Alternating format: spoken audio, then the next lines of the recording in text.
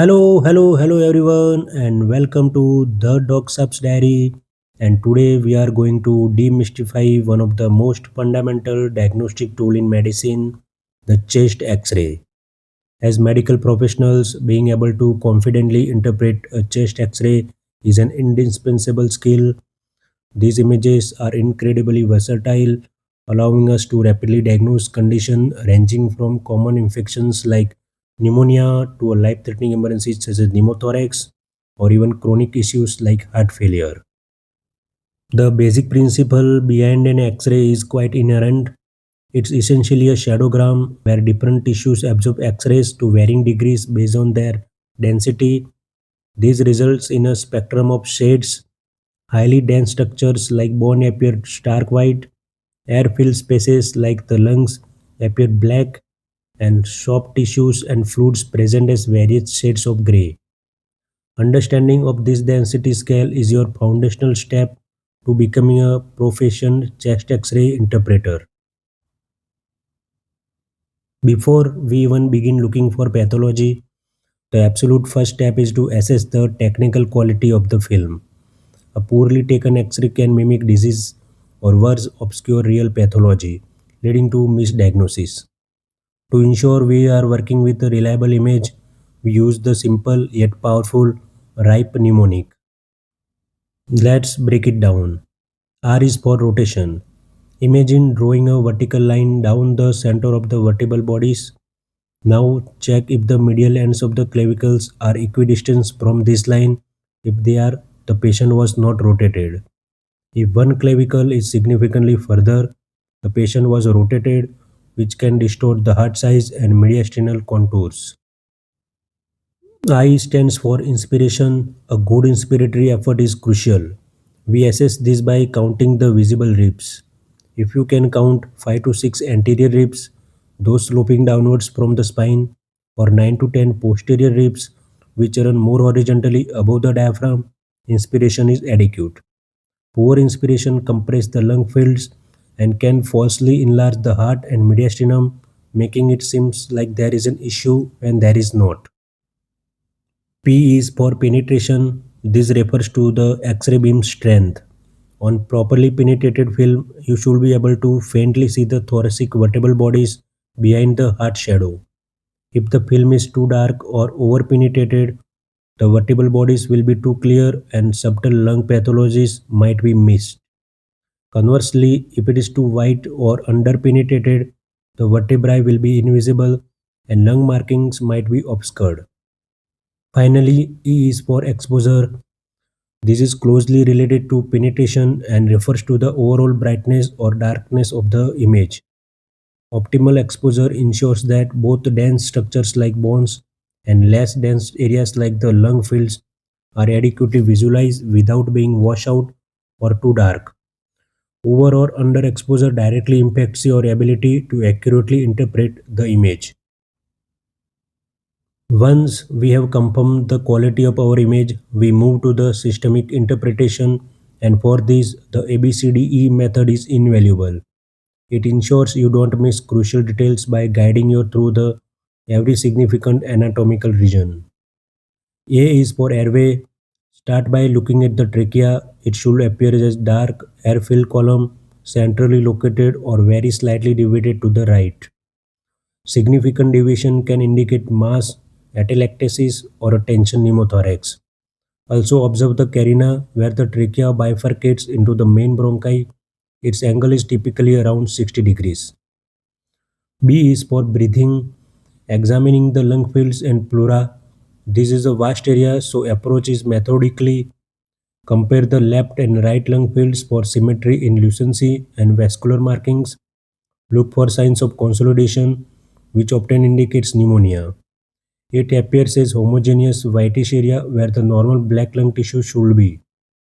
Be vigilant for pneumothorax, a collapsed lung seen as a sharp, thin white line of visceral pleura with absent lung markings beyond it. Also check the costophrenic angles, the sharp points where the diaphragm meets the ribs. If they are blunted, suspect a pleural effusion or fluid in the pleural space. C is for cardiac. Evaluate the heart size and shape. The gold standard for heart size on a PA film is the cardiothoracic ratio. The maximum width of the heart should be less than 50% of the maximum internal thoracic diameter. If it is greater than 50%, suspect cardiomegaly. Also scrutinize the mediastinal contours. Look for any widening or specific enlargements like the enlarged aortic node or signs of the left atrial enlargement, which can push on the left main bronchus. D is for diaphragm. The right hemidiaphragm is typically about 2 cm higher than the left due to the liver underneath. Observe their smooth contours. Look for any free air under the diaphragm, which appears as crescent of black air, almost always indicating pneumoperitoneum, obtained from a perforated viscus. Also recheck those costophrenic angles for effusion that might be pulling here. Finally, E is for everything else. This is your comprehensive SIP. Check all the visible bones, the ribs, the clavicles, scapula, and vertebral bodies for fractures, lytic lesions, or osteoblastic changes. Look for tubes and lines, central venous catheters, endotracheal tubes, nasogastric tubes, pacemakers, and ensure they are appropriately positioned. Lastly, scan the soft tissues of the neck and chest wall for any swelling, gas, or foreign bodies. No part of the film should be ignored. Now, let's concretize these concepts with visual examples of common pathologies you will inevitably encounter. First, we have consolidation. Typically seen in pneumonia, it appears as homogeneous white opacity within the lung. A classic sign is the presence of air bronchograms, where the air-filled bronchi appear as dark, branching structures running through the dense white consolidation, indicating that the surrounding alveoli are filled with fluid, not air. Next, a pneumothorax or collapsed lung. On the image, you will see a sharp, thin white line representing the visceral pleural edge, with the complete absence of lung markings or black lung tissue beyond this line. In supine patients, sometimes the only sign is deep sulcus sign, where the costophrenic angle appears unusually deep and dark due to air collecting anteriorly. Then pleural effusion, which is fluid in the pleural space. These typically manifest as blunting of the costophrenic angles, often accompanied by characteristic meniscus sign, a concave upper border where the fluid is highest laterally and lowest medially. Large effusion can completely obscure the diaphragm and even shift the mediastinum. And finally, cardiomegaly.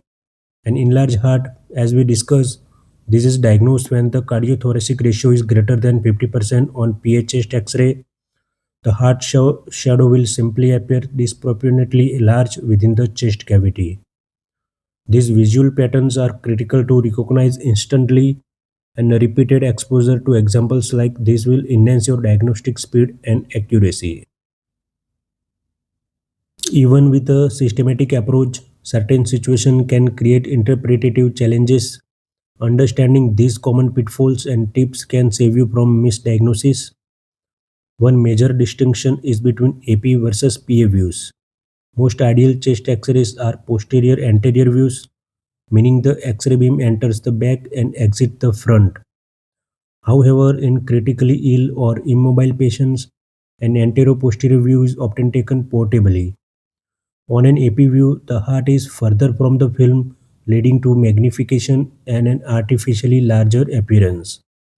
So, a cardiothoracic ratio of greater than 50% on an AP film might not truly signify cardiomegaly. Always consider the projection. The Shillhout sign is a powerful localization tool. This occurs when an intrathoracic lesion of similar density abuts the normal border, causing that border to be obscured or silhouetted out. For instance, a right middle lobe consolidation will obscure the right heart border, while a lower lobe pneumonia might obscure the diaphragm. This helps you pinpoint the anatomical location of the pathology. Lastly, and perhaps most importantly, always compare with prior films if they are available. This is invaluable. A subtle new nodule, a small pleural effusion that has worsened, or an improving infiltrate can only be definitely identified by comparison. Even seemingly normal findings can be significant if they represent a change from previous study. The context provided by prior imaging is a critical for accurate diagnosis and monitoring disease progression. To truly solidify our understanding, let's walk through a couple of clinical case studies. These allow us to apply all the principles we have discussed, from a quality assessment to the ABCDE approach and identifying specific pathologies. Our first case will present a classical example of pneumothorax. We will apply the right mnemonic to ensure the film is technically sound, then use ABCDE to systemically assess the image. We will specifically look for the key signs of collapsing lung, such as the visceral pleural line and absent lung markings. Our second case will illustrate congestive heart failure on chest X-ray. Here we will focus on identifying findings like significant cardiomegaly, bilateral pleural effusions, and characteristic signs of pulmonary vascular congestion, such as cephalization of the pulmonary vessels and peribronchial coughing. This practical application will demonstrate how a systemic approach leads to accurate and timely diagnosis, which is paramount in patient care. Remember, practice is key to mastering chest X-ray interpretation.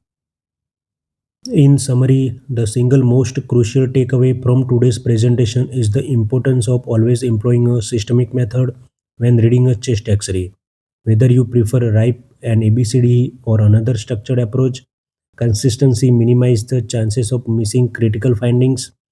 Don't rush, be thorough and disciplined in your examination.